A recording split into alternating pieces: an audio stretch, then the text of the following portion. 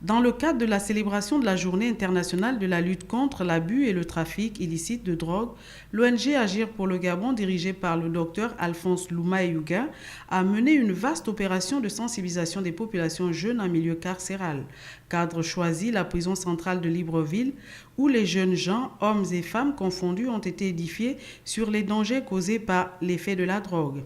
À cette occasion, le docteur Louma a tout simplement exhorté les uns les autres à ne pas verser dans la consommation de tous ces produits nocifs, mais plutôt de choisir à mener une vie saine. Choisir de vivre sans drogue, c'est choisir de maîtriser tous les aspects de sa vie.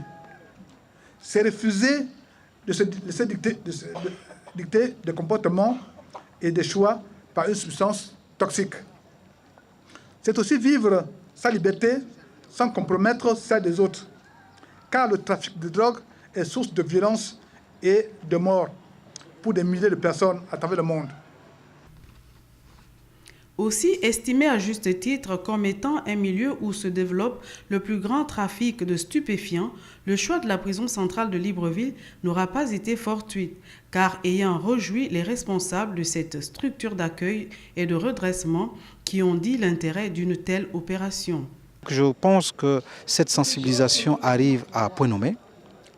Autant pour le personnel de la sécurité pénitentiaire qui exerce dans les prisons, autant pour les détenus, pour éviter qu'il y ait, pourquoi pas, que la prison ne devienne une espèce de plateforme de circulation de la drogue. Donc je pense que l'intervention de ces structures au niveau de la prison centrale reste quelque chose de très positif. Initiative très louable que celle initiée et menée ce jour par l'ONG Agir pour le Gabon, dont l'objectif visé est la prise de conscience pour ces jeunes gens aujourd'hui incarcérés, sachant que plusieurs parmi eux se retrouvent à ces lieux par l'effet de la drogue.